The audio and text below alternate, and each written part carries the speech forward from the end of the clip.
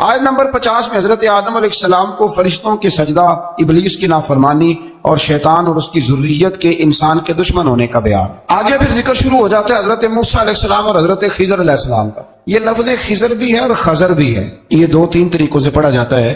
حضرت خضر کے بارے میں مختلف روایات ہیں کہ یہ ولی ہیں کہ نبی ہیں، لیکن مضبوط رائے اکثر بزرگوں کی یہی ہے کہ یہ بھی اللہ کے نبی ہیں، اور بعض نے لکھا ہے یہ ہمیشہ سے زندہ ہیں۔ یہ دو اللہ کے نبی حضرت الیاس علیہ السلام اور حضرت خضر علیہ السلام، یہ دونوں ہر سال حج میں بھی جاتے ہیں، کیونکہ ایک روایت ملتی ہے کہ محبوب کریم علیہ السلام حج پہ گئے تو فرمایا میں الیاس اور خضر کو پہاڑوں سے اترتے ہوئے دیکھ رہا ہوں۔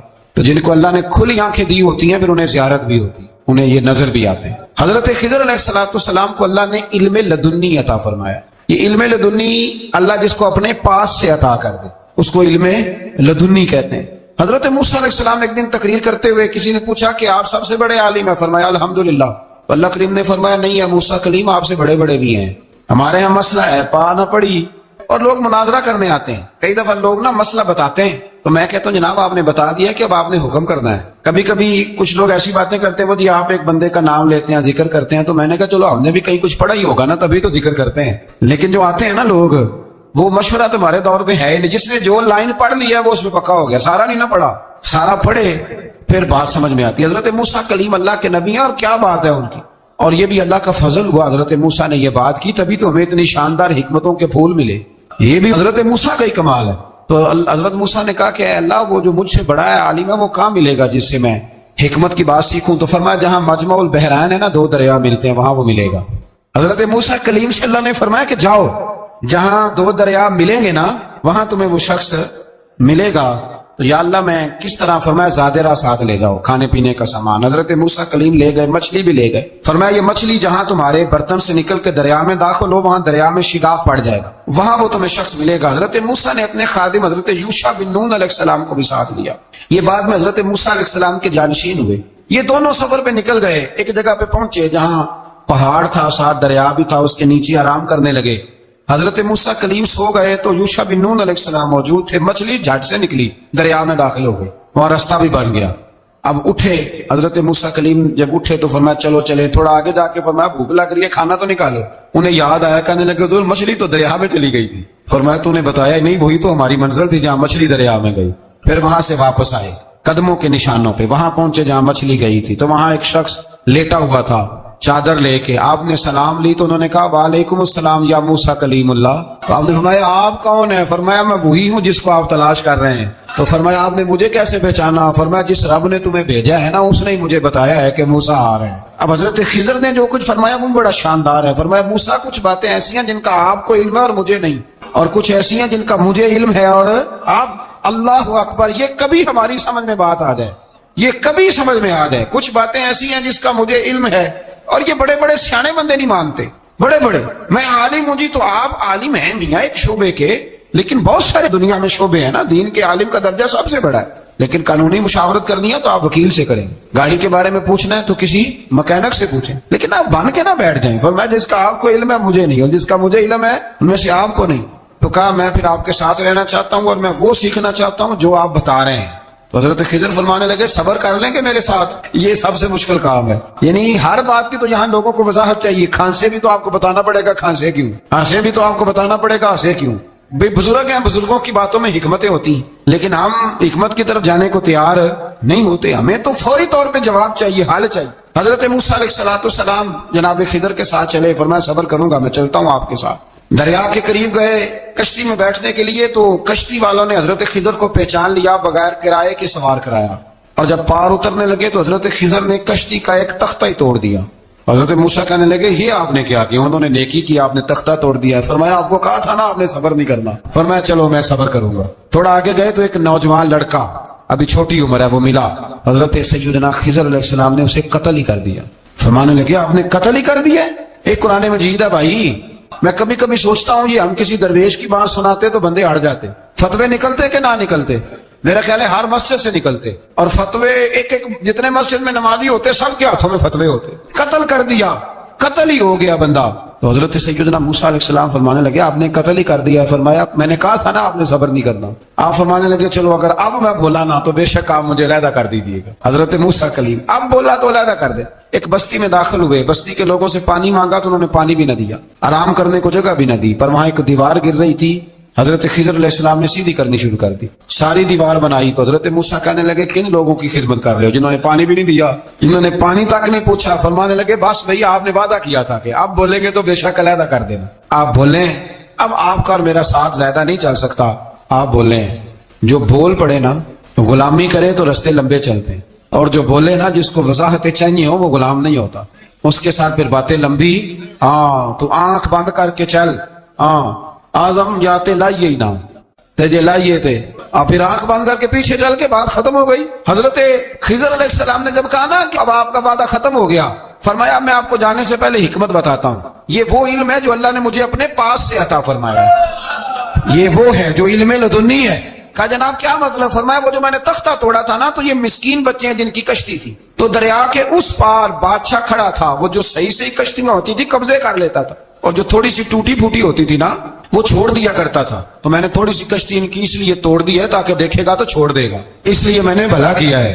اور فرمایا وہ جو بچہ میں نے قتل کیا نا وہ شروع سے ہی کفر کا دل دادا تھا, اس کے ماں باپ نیک تھے. اگر بڑا ہوتا جوان ہوتا تو ہو سکتا ہے ماں باپ کو بھی کفر میں مبتلا کر دے. اب اس کے بدلے اللہ انہیں صالح بیٹا عطا فرمائے گا. تو یہ بھی میں نے اللہ کے دیے ہوئے علم سے کیا.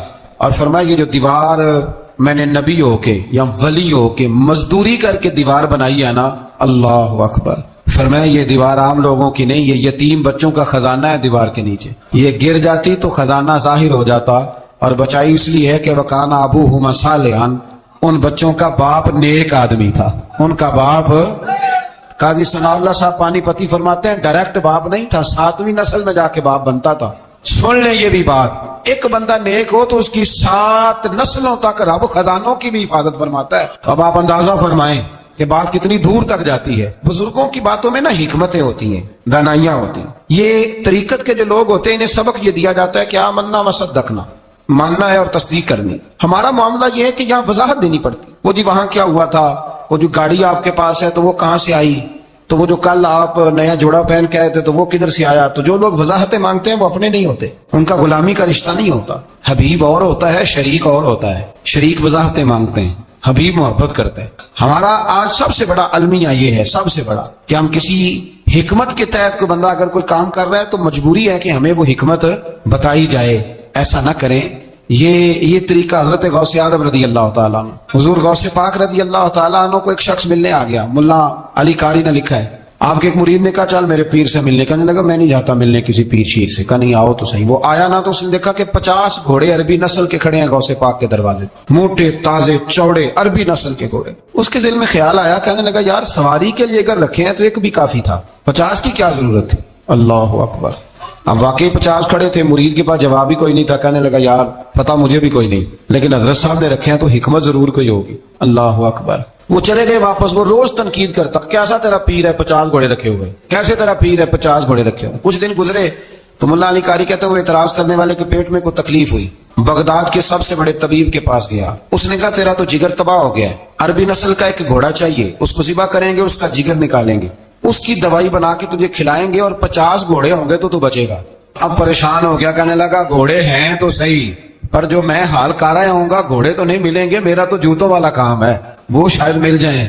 لیکن جب انسان مرنے لگتا ہے تو پھر اس کو ڈوبتے کو تنکے کا سہارا. اپنے دوست کے پاس گیا, کہنے لگا چل تیرے پیر کے پاس چلے. اس نے کہا تجھے نہیں لے کے جانا, تو تنقید کرتا ہے. کہتا ہے ایک دفعہ چاہیے کیا کا گھوڑے. کہنے لگا تیرے لیے رکھے ہیں کوئی, جا دوڑ جا, میرے حضرت صاحب کی ضرورت کیا ہے. لیکن جب غوث اعظم کی خانقاہ میں داخل ہوئے نا تو حضور غوث اعظم اٹھ کے ملے. اللہ والے دلوں میں باتیں نہیں رکھتے.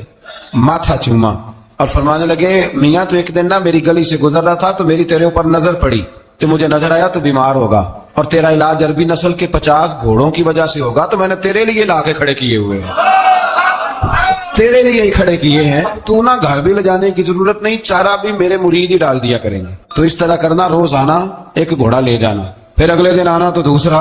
وہ خدا کے بندے تیرے لیے رکھے تھے, تو تنقید کر رہا ہے. اللہ کے بندے پردہ پوش ہوتے ہیں. ہاں شرط یہ ہے کہ وہ بندہ صالح ہو, دیندار ہو, وہ والا پیر نہ ہو جو نماز بھی نہ پڑھے اور گھوڑے 15 رکھے ہوئے ہوں اس نے, وہ والا معاملہ نہ ہو. تو میرے عزیز یہ یاد رکھیں کہ اللہ تبارک و تعالیٰ کا بندہ جب آپ کا روحانی علاج کرتا ہے نا، روحانی علاج سے مطلب جادو ٹونے کا علاج نہیں، روحانی علاج وہ ہوتا ہے کہ میرے گناہوں کا علاج ہو جائے، حسد بغض کینہ عداوت یہ نکل جائے، تو وہ کچھ ایسے نسخے بتاتا ہے جو سمجھ میں مرید کی نہیں آتے لیکن وہ ضروری ہوتے ہیں۔ انہی نسخوں کو استعمال کرنے سے انسان کا فائدہ ہوتا ہے۔ جی کرنے والے لوگ ہمیشہ کامیاب رہتے ہیں، وہ ماں باپ کے آگے کریں، استاد کے آگے کریں، شیخ کے آگے کریں، اور جن کو وضاحتوں کی ضرورت ہوتی ہے، ہاں ایک شرعی بات ضرور ہے، وہ ضرور سن لیں۔ اگر آپ کو کہیں کچھ شرعی قباحت نظر آئے جو قرآن و سنت سے ٹکراتی ہو تو وہ آپ پر فرض ہے آپ اپنے مرشد سے پوچھیں۔ حضور نے فرمایا لوگوں یاد رکھنا، یہ خطبہ حجۃ الوداع میں نبی پاک نے فرمایا، یہ حضور خطبہ دے رہے ہیں اور اس وقت دے رہے ہیں جب حضور صحابہ کو بتا چکے ہیں کہ یہ آخری ملاقات ہے۔ جو دور دراز سے آئے ہیں ان کو بتایا ہے کہ یہ میری تمہاری جو مجلس ہے، جو محفل ہے، جو تم سے بات ہو رہی ہے، یہ آخری ہے۔ محبوب فرمانے لگے لوگوں یاد رکھنا قیامت قائم ہوگی۔ ان جملوں کا حسن ملاحظہ کر لے، فرمایا قیامت قائم ہوگی، تم اپنے رب سے ملاقات کرو گے، اور فرمایا تمہارا رب تم سے تمہارے اعمال کے بارے میں پوچھے گا۔ یہ خطبہ حجۃ الوداع میں کریم نے فرمایا صبح تم اٹھے، کیا عمل کیا؟ اللہ پوچھے گا۔ کسی سے ملاقات ہوئی، طرز کیا تھی، سوچ کیا تھی، اللہ پوچھے گا۔ لین دین میں کیا معاملات تھے، تمہارے اعمال کے، اللہ سے ملاقات ہوگی، وہ کھڑا کر کے پوچھے گا۔ اور حدیث میں کئی جگہ پہ حضور نے فرمایا وہ تم سے سوال کرے گا، تمہیں جواب دینا ہے۔ میرے عزیز بھائیوں، تیار رہنا چاہیے، تیار۔ ہم نا منت کرتے ہیں آخری دن ہونا، تنخواہ دار لوگ کہتے ہیں یار یہ آخری ایام چل رہے ہیں، کوئی خرچہ نہ بتا، اس لیے کہ حساب کے متھے لگنا ہے۔ آخری دنوں میں، بجٹ کے دنوں میں لوگ پریشان ہوتے ہیں کہ حساب دینا ہے۔ جب رب سے ملاقات کریں گے اور وہ حساب مانگے گا، کتنا مشکل کام ہے۔ اور ایک مقام پہ حضور نے فرمایا جس سے اللہ نے حساب مانگا وہ تو الجھ گیا، دعا کرو وہ حساب مانگے ہی نہ، بے حساب ہی بخشش فرما دے۔ نبی پاک صلی اللہ تعالی علیہ وآلہ وسلم نے ارشاد فرمایا اسی خطبہ حجۃ الوداع میں، حضور فرمانے لگے سن لو، میں نے تم تک اللہ تعالیٰ کا پیغام پہنچا دیا ہے۔ اب جس شخص کے پاس امانت رکھی ہو اس پر لازم ہے کہ وہ امانت اس تک پہنچا دے جو اس کا مالک ہے۔ ہم بہت سارے لوگ ایسے ہوتے ہیں ہمارے پاس امانتیں ہوتا ہے، کچھ بھی نہ ہو تو کچھ لوگوں کے راز کی امانت ہوتی، کچھ بھی نہ ہو تو کچھ لوگوں کی باتیں ہم تک پہنچ جاتی ہیں، وہ راز ہوتا ہے، وہ امانت ہوتی ہے۔ مجلس کی گفتگو بھی امانت ہے، لیکن ہم امانتوں کا خیال نہیں کرتے، خیانت ہو جاتی۔ بہت محتاط ہو کر اپنی زندگی میں امانتوں کا خیال کیا جائے۔ یا ایھا الذین آمنوا لا تخونوا اللہ والرسول وتخونوا اماناتکم وانتم تعلمون۔ اللہ فرماتے ہیں ایمان والو، نہ رب سے خیانت کرنا، نہ رب کے رسول سے خیانت کرنا، نہ آپس میں ایک دوسرے سے خیانت کرنا، جانتے بوجھتے ہوئے یہ کام نہ کرنا۔ وانتم تعلمون، جانتے ہو، تمہیں پتہ ہے۔ کبھی بھی بددیانتی کا مظاہرہ نہ کرے اپنی زندگی میں، کبھی بھی۔ اور یہ بھی یاد رکھ لیں بچوں کو کیا پتا کہ ہمارا ابا حلال لا رہا ہے کہ حرام لا رہا ہے، آپ لا رہے ہیں نا تو وہ تو بیچارے بھولے پن میں کھا رہے ہیں، تو حساب آپ نے دینا ہے۔ جنہ لی تو پاپ کمائے ہن کتنے نہیں ہو تیرے کر دے، بلانا۔ تو بچوں کا تو یہ معاملہ ہے بھائی، اللہ ماشاءاللہ کہ وہ وقت پہ ہی، شادی کے 10-15 دن کے بعد ہی ان کو پیغام مل جاتا ہے کہ اگر ہمارا علیحدہ گھر ہو تو میں مرضی سے سجاؤں، تو میں مرضی سے سواروں، تو میرا کوئی مطلب اپنا سلسلہ ہو، تو بڑے ٹائم پہ ساری باتیں شروع ہو جاتی ہیں، وہ تو معاملہ ہی بالکل اور ہے۔ تو بالکل کسی بھی امانت میں کبھی بھی خیانت کرنے کی کوشش نہ کریں، اور یاد رکھیں مال حرام جہاں آتا ہے وہاں بڑی تباہی آتی، جہاں لوگ بددیانت ہو جاتے ہیں وہاں معاملات بڑے خراب ہو جاتے ہیں۔ اللہ تبارک و تعالی دیانتداری کی توفیق عطا فرمائے۔